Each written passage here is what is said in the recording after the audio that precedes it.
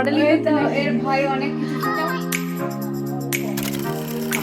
Hello everyone, welcome back to my channel SC new ব্লগে। আমি সুমিত, আমার নতুন ব্লগে সকলকে অনেক ভালোবাসা দিলাম। যেসব বন্ধু আমার নতুন আজকে দেখছো ব্লগটি, তারা অবশ্যই চ্যানেলটিকে সাবস্ক্রাইব করে দিও। আর যেসব প্রথম বন্ধু আছে তাদেরকে আমার তরফ থেকে অনেক ভালোবাসা। তো আজকে ছিল রাইস সেরেমনির মেকআপ। আমি আর বোন দুইজনে বেরিয়েছি লোকেশন ঘাটাল। এখানে অন্নপ্রাশন বাড়ির দ্বিতীয় নাম্বারে যে অন্নপ্রাশনের লোকেশন যাব, সেখানে আমরা দুই বোনেই এসেছি। তো সাথে থাকো তোমরা, অনেক গাড়ি টাড়ি এখানে দাঁড় করানোই আছে। তো আমরাও এখানে গাড়ি দাঁড় করিয়ে যাচ্ছি। যা গরম, আর আমাদের শরীর দিচ্ছে না, তবু ওই যে কাজ থাকলে তো যেতেই হয়। মিয়ার বোন দুইজনে কিন্তু হালকা কাজ থাকলে দুজনেই ম্যানেজ করে নিই। এখানে কিন্তু বেবি বয়, তারই অন্নপ্রাশন। হাত কেন বাবা সোনা, তোমার প্যান্টটুকু। আর একটা কথা, প্রথম থেকেই আমার বোন বেবি দেখলেই এত আনন্দিত হয় যে কোলে না নিয়ে একদমই থাকতে পারে না। যেই আদর আদর করলো আর অনেক ভালোবাসা দিল, তারপর শুরু হয়েছিল মেকআপের কাজ। আর একদম আসতে পারি না, কারণ অনেকটা লেট হয়ে গিয়েছিল। আর এদের অনুষ্ঠানটা ছিল রাত্রে, যার ফলে তাড়াতাড়ি রেডি করে দিতে হবে। বাইরের অনেক গেস্ট এসেছে, সাথে সাথে দু তিনজন তো পার্টি মেকআপ থেকেই থাকে। মডেলিং এর ভয় অনেক কিছু। কেমন লেগেছে বলো? ভালো লেগেছে, ভীষণ ভালো। I am satisfied. Thank you. কোথায় গেল? চলো চলো, এখন কানেরটা ব্যবহার দেখেই বুঝতে পারছো অনেক ভালো। এই বেবিটাকে দেখে আমি প্রথমে বললাম হরে কৃষ্ণ, তো ও বললো হরে কৃষ্ণ। বান্টি মামার রুমে যাও, বান্টি মামার রুমে। কি সুন্দর, ওরা সব বৈষ্ণব এসেছে এই অনুষ্ঠান বাড়িতে, খুব ভালো। আবার মাসির বড়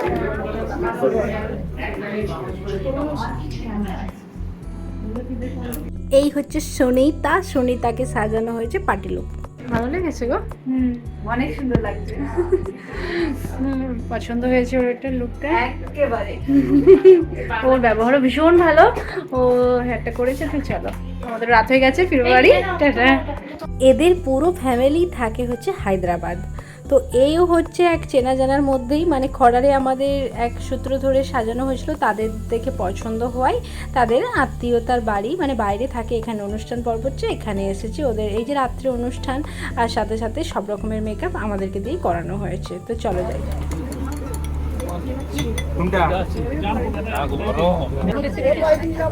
কি অবস্থা এসেছিল মিলে, এটাই বলতে থাকছে খুব কষ্ট হচ্ছে। যাই হোক, বাচ্চাগুলো ওকে রাগানোর জন্য টু মোটু, খুব মোটা, খুব মোটা, এই মোটা, এই মোটা, এইসব বলে ওকে রাগাতে থাকছে। দিকে দেখ না, ছুটে গেছে।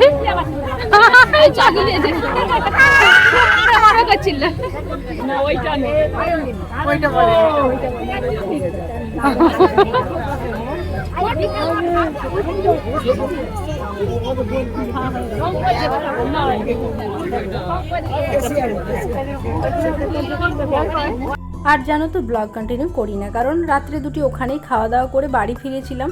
সকাল এখন হয়েছে, তো গুড মর্নিং সকলকে জানালাম। আর সকালে স্নান করে আমার বাড়ির যেহেতু রেয়াজ থাকে, যে ভগবান সেবা, তুলসী রানীকে জল দান, তারপর ভগবানকে প্রসাদ দেয়া, তারপর সব কিছু যা যা হয় সেগুলো করলাম। তারপরে আলপনা দেওয়ার পর্ব থাকে, সেটা আমি একটু সেরে নিই। আর যেসব হয় তুলসীপত্র, তারপর এখানে ধুনো দেওয়া, যেসব কাজগুলো থাকে ঠাকুরের রিচুয়াল, সেগুলো তো বাড়িতে এলে বাড়ির কাজ করতেই হয়। আর যখন কাজের জায়গায় থাকি তো কাজ। তো চলো সাথে থাকো তোমরা, আমি আলপনাগুলো দিতে থাকি। কাজ তো বেশ হলোই। এখন ব্রাইড সেশন না থাকলেও, মানে কম কম আছে ডেট, কিন্তু এই রাইস সেরেমনি আমাদের একদিনেই অনেকটা চাপ পড়ে যায়। দুটি কাজ করে রাত্রে বাড়ি ফিরেছিলাম। এখন সকালের দিকে ওই 7:30 8টা মতো বাজছে, এখন থেকেই রোদ উঠে গিয়েছে জানো তো। আর স্নান করে ড্রেস চেঞ্জ করে নিই, আবার সন্ধেবেলা যখন বিকেলের দিকে হয় তখন আমি আবার একবার স্নান করে ফ্রেশ হয়ে যাই। ফুল তুলে নিয়ে চলে এসেছি, থালাগুলো সাজিয়ে নিয়েছি মিষ্টি, আর এখানে এরকম মিষ্টি সব কিছু, জল গোপালের আর আমার ভগবানের। তুলসী পাতা তুলে নিয়ে এসেছি চরণে দেবো বলে। Hello everyone, welcome back to my channel SC new blog. সকলকে ভালোবাসা দিলাম। তো কেমন আছো সবাই? ভালো সুস্থ? গরমে কাউকে আমি ভালো বলছি না, প্রচণ্ড গরম, প্রচণ্ড। এই গ্রামের দিকে থাকাটা যে কি কষ্টের, গরমে যারা গ্রামে আছো তারাই জানো। শুধুমাত্র ফাঁকে শুধু ধুধু রোদ, আর দরজা জানলা সবসময় বন্ধ রাখছি, তাও ভিতরে থাকলেও ঘাম অনবরত দিয়ে যাচ্ছে। মানে পাখার সামনেই বসলে যদি একটু ভালো লাগছে, বাট পাখা থেকে একবার যদি মানে কোথাও যাচ্ছি, উঠে যাচ্ছি, একটু বসেই থাকছি, তাও কুকুর করে ঘাম দিচ্ছে। তারপর তো রান্নাবান্নার কাজ থাকেই। তো চলো সাথে থাকো ব্লগের। পুজো তো সারলাম, এবারে সারাদিনের কাজ নিয়ে আসছে। তো আমার বাবার বাড়িতে কিন্তু এই যে জামাই ষষ্ঠীর জামাইদেরকে আতিথেয়তা আপ্যায়নতা করার মতন কোনো ব্যাপার নেই, মানে জামাই ষষ্ঠী নেই বলে এটা করাও হয় না। কিন্তু আমার শ্বশুর বাড়িতে আছে, যার ফলে আমাদের দিদিভাই মানে আমার ননদ যেহেতু আছে, আসতে পারবে না কাজের সূত্রে, ওরা পরে আসবে। যাই হোক, রান্নাবান্না চলছে। আর মেয়েদেরকে ষষ্ঠী করতে হয়, সেটা নিশ্চয়ই যাদের যাদের ষষ্ঠী আছে তারা জানো। আমার বাবার বাড়িতে নেই বলে আমার মা ওরা কোনোদিনই ছোটো থেকে দেখি যে ষষ্ঠী করে না, কিন্তু আমাদের বাড়িতে হয়। আর না জামাই মেয়ে আসলেও সেটার ঘোষের সাথে রাহি আছে, মানে এই যে বাড়িতে টুকটাক। আর জেঠুদের বাড়িতে হয়, তার জন্য ওই 500 মতো মাংস ও খাসির নিয়ে আসা হয়েছিল। সে তো ওই কুকারে বসিয়ে দেওয়া হচ্ছে ঝোলটা, কারণ এই যে সিটি দিয়ে নামিয়ে দেওয়া হবে। আর তারপর আমাদের যেটা মেয়েদের হয় ফলার খাওয়া বা ভাত না খাওয়া, এরকম একটা ব্যাপার তো থেকেই থাকে।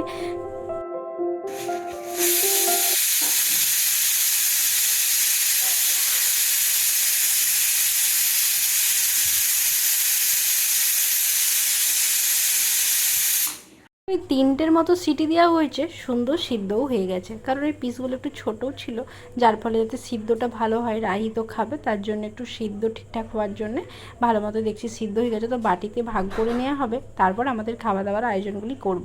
আগে যে ভাতের পর্বগুলি থাকে বা বাচ্চাদেরকে বা ছেলেদেরকে খাওয়াতে পারলে যারা মেয়ে মানুষ থাকে তাদের জন্য শান্তিই হয়।